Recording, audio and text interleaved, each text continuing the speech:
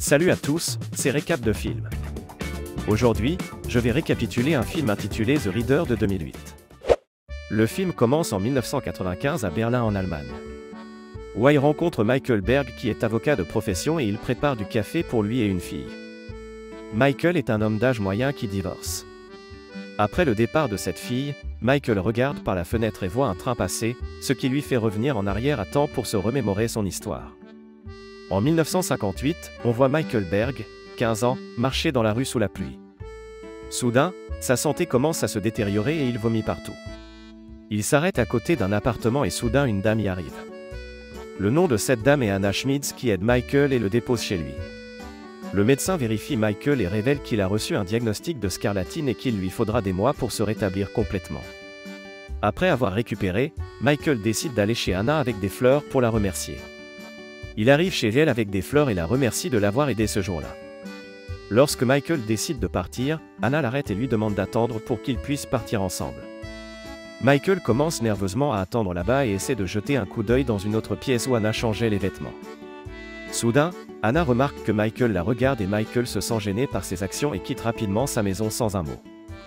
Michael développe un béguin pour Anna alors il essaie continuellement de se rapprocher d'elle mais se sentant nerveux, il ne parvient pas à exprimer ses émotions. Un jour, il la confronte enfin et lui propose. Anna lui ordonne de sortir du charbon et Michael étant un amateur se met tout poussiéreux à le faire. Quand Anna voit que Michael a mis du charbon sur son visage, elle lui dit qu'il ne peut pas faire comme ça et lui demande de se nettoyer. Michael prend un bain dans la baignoire et soudain Anna y arrive nue, ce qui rend Michael plus nerveux. Anna dit à Michael qu'il ne voulait pas la voir nue. Anna séduit davantage Michael et ils finissent tous les deux par avoir des relations intimes ensemble. Plus tard à table, Michael pense toujours à Anna mais soudain son père lui demande où il était pendant la journée et Michael ment à sa famille parce qu'il ne veut pas qu'il sache pour Anna. Michael demande également à son père la permission de commencer à aller à l'école car il se sent maintenant extrêmement bien et n'est plus malade. Son père est d'accord. Michael commence alors à réintégrer les écoles mais il séchait ses cours pour rencontrer Anna. Cela devient une routine pour Michael car il aime profondément Anna. Un soir, Michael essaie de rencontrer Anna en public mais elle fait grossièrement semblant de ne pas s'en soucier. Tandis qu'à la maison, elle lui crie avec colère pour son comportement obsessionnel. Anna lui dit qu'ils ne peuvent pas rendre leur relation publique car elle a 36 ans et il n'a que 15 ans. Michael quitte sa maison avec le cœur brisé. Un jour, Anna lui demande de lui lire un livre de son école et Michael le fait. Lentement, la lecture devient une partie importante de leur relation et ils ont régulièrement des rapports sexuels. Un jour, Michael décide de vendre sa collection de timbres pour pouvoir emmener Anna en vélo. Ils partent alors tous les deux seuls en balade à vélo et en profitent pleinement. Ils chevauchent dans la campagne en profitant de la compagnie de l'autre. Ils s'arrêtent au restaurant pour manger. Anna commande la même nourriture que Michael, ce qui montre son affection envers lui. La serveuse prend Anna pour la mère de Michael et pour lui prouver qu'elle a tort, Michael l'embrasse. Puis ils continuent leur voyage et arrivent à une église où Anna se met soudain à pleurer. L'été passe et Anna et Michael se rapprochent. À l'école, une fille appelée Sophie a le béguin pour Michael mais Michael l'évite toujours parce qu'il aime Anna plus que quiconque. Un jour, Anna est informée qu'elle est promue, ce qui entraîne une dispute entre Anna et Michael. Leur combat augmente et un jour Anna emballe ses affaires et quitte sa maison. Quand Michael voit qu'Anna est partie, il a le cœur brisé et fait de son mieux pour l'oublier. Le film avance dans le temps, 8 ans plus tard. En 1966, Michael a maintenant 23 ans et étudie le droit à la faculté de droit de l'université de Heidelberg. Plusieurs étudiants, dont Michael, reçoivent une invitation à assister à un procès devant un tribunal. Michael arrive au tribunal et est choqué de voir Anna là-bas. Il s'agit d'une piste sur d'anciens gardes nazis SS qui ont laissé 300 femmes et enfants juifs mourir dans l'église en train de brûler à Krak, en Pologne. Elle révèle également qu'Anna avait l'habitude de prendre des gardes pour lire ses livres. Arrive ensuite le tour d'Anna de faire une déposition et elle révèle qu'il était de règle de tuer régulièrement 10 personnes, pour libérer de la place pour de nouveaux prisonniers. Anna admet également qu'elle avait l'habitude de faire lire son livre aux prisonniers.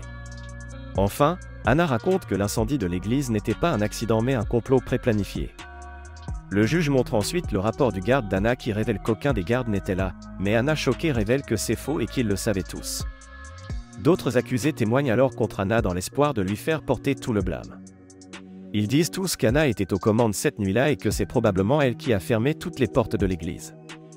Le juge demande alors à Anna de lui donner un échantillon d'écriture afin qu'il puisse vérifier si elle a écrit le rapport ou non, mais soudain, Anna s'arrête et accepte tous ses crimes envers elle. D'un autre côté, Michael se rend compte qu'Anna est analphabète et c'est pourquoi elle avait l'habitude de lui demander de lire ses livres et c'est aussi la raison pour laquelle elle ne pouvait pas commander à l'hôtel.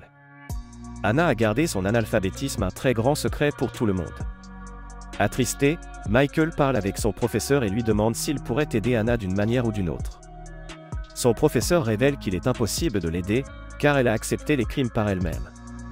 Le professeur dit alors à Michael que le seul espoir est maintenant, si Anna révèle son analphabétisme lors de la prochaine audience, et Michael décide qu'il rencontrera Anna, et va la convaincre de dire à tout le monde qu'elle est analphabète, et ne peut pas rédiger le rapport. Michael va alors rencontrer Anna en prison, pour la convaincre de dire la vérité au tribunal la prochaine fois, mais tout à coup il s'arrête, car il n'arrive pas à se convaincre de parler avec Anna après tant d'années.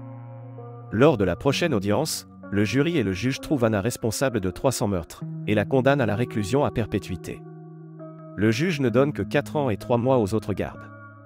Michael voit cela et se sent profondément attristé mais se rend compte qu'il ne peut rien faire maintenant. Il s'assoit et pleure tout seul. Les années passent et Michael épouse quelqu'un et a une fille.